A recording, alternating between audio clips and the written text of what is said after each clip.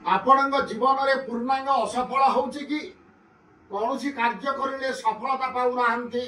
ଜୀବନରେ ପୂର୍ଣ୍ଣାଙ୍ଗ ଅସଫଳ, ହତାଶ ମନୋଭାବକୁ ପୂର୍ଣ୍ଣ ଆଶାରେ ପରିଣତ କରିବା ପାଇଁ କୌଣସି ମାସ ଶୁକ୍ଳପକ୍ଷ ଗୁରୁବାର ବ୍ରାହ୍ମ ମୁହୂର୍ତ୍ତରେ ଡାମରା ତନ୍ତ୍ରର ଗୋଟିଏ ସରଳ ପ୍ରୟୋଗ କରନ୍ତୁ।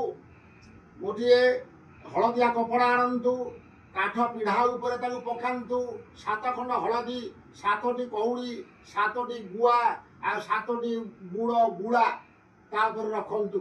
ରଖି ସାରିଲା ପରେ ଗନ୍ଧ ଚନ୍ଦନ ପୁଷ୍ପ ଧୂପ ଦୀପ ନୈବେଦ୍ୟ ଦେଇ ତାକୁ ପୂଜନ କରନ୍ତୁ। ଓಂ ଐଂ ହ୍ରୀଂ କ୍ଲିଂ ଚାମୁଣ୍ଡାଇ ବିଚ୍ଛେ ଏହି ମନ୍ତ୍ର ଦ୍ୱାରା ତାକୁ ପୂଜନ କରନ୍ତୁ।